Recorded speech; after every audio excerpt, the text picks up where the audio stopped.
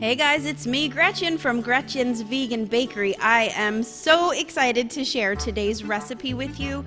I have been working on this cannoli recipe for months now, and I have finally perfected it. I have tried vegan cannolis from many different places, and I can proudly say not one of them was better than this. I do have a very unique spin on the traditional cannoli shell, though. It is my Florentine lace cookie, getting all wrapped up and filled with creamy cannoli filling. So let's get right to it, and first I want to show you how to make these shells. You will need vegan butter, dark corn syrup, vanilla extract, all-purpose flour, and some light brown sugar with a pinch of salt. So get the vegan butter melted, and I'm doing that in a sauce pot, and then just add the corn syrup, the brown sugar, and the salt, and stir it really well. Now I switched to a whisk because you really do want to make sure that that butter gets emulsified through the other ingredients, so just keep whisking it until it all comes together.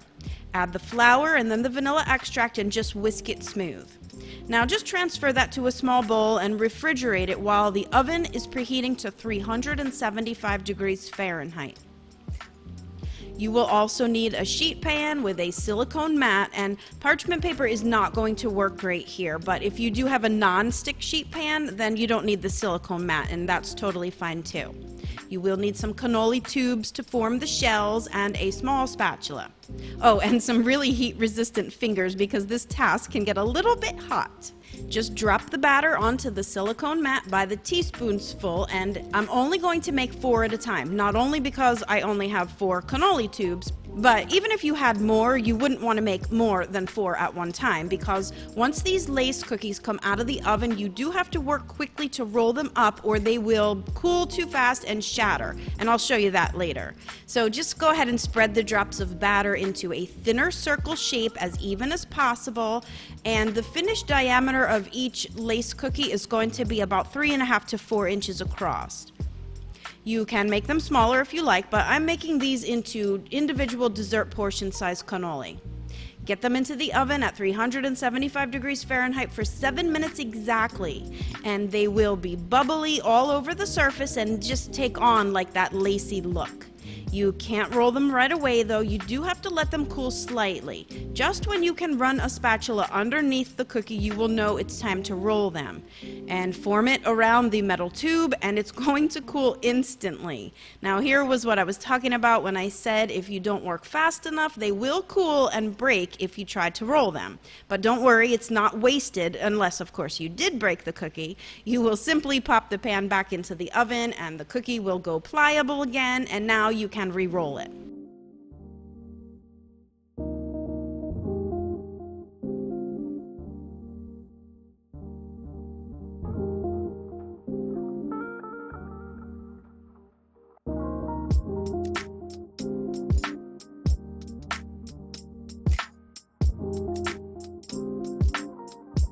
You can make these cookie shells up ahead of time. Just store them in an airtight container at room temperature for up to a week. Just make sure it's airtight though, because any kind of humidity or moisture will cause them to get soggy and they won't be crisp anymore.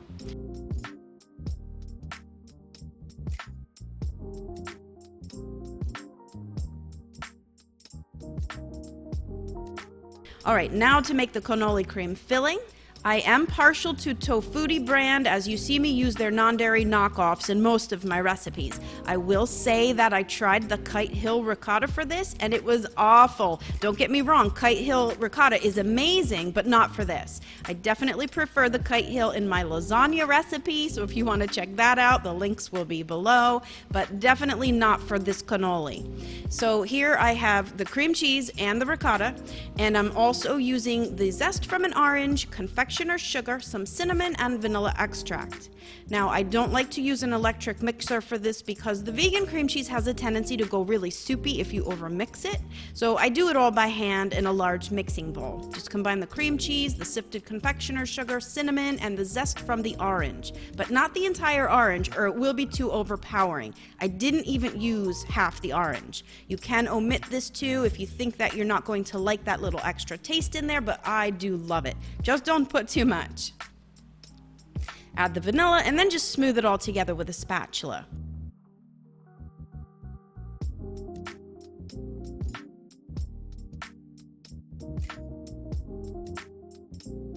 Last, add the ricotta cheese and then fold it together.